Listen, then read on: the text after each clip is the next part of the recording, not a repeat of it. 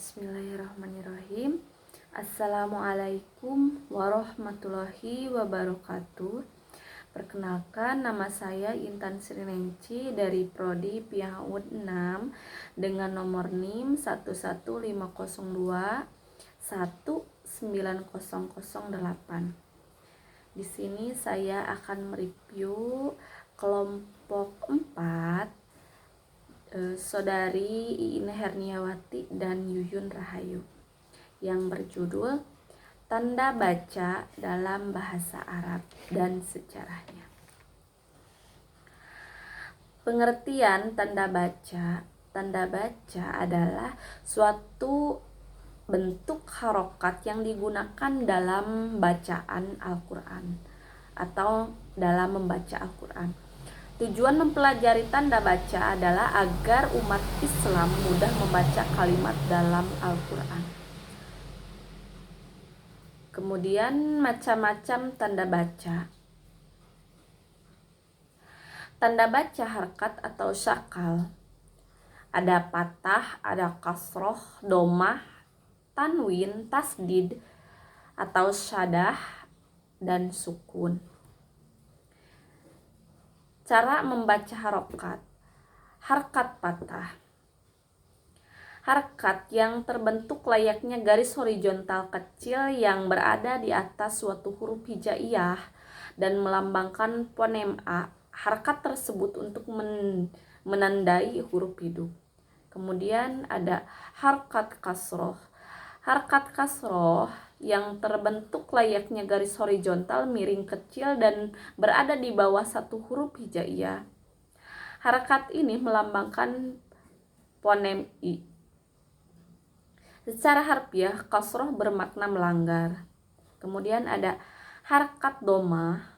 Harakat ini berbentuk seperti waw kecil dan terletak di atas satu huruf hijaiyah. Harakat domah melambangkan fonem U. Kemudian harakat tanwin. Harakat tanwin adalah menjadi baris yang melambangkan bunyi an, in, atau un sebagai tanda huruf hidup. Kemudian ada harakat sukun. Harakat sukun adalah penanda hilangnya vokal, yaitu tanda mati sebuah huruf hijaiyah. Tanda baca ini tidak dibaca dan tidak menghasilkan bunyi apapun. Kemudian ada harakat sidah atau tasdid.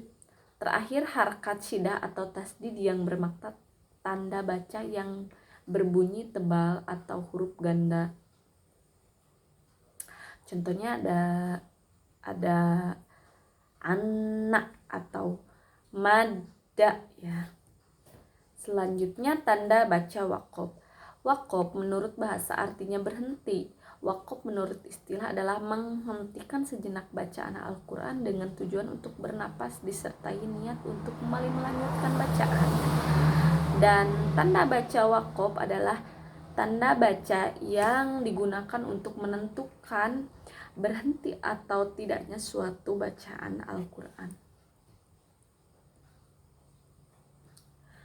Kemudian sejarah tanda baca adalah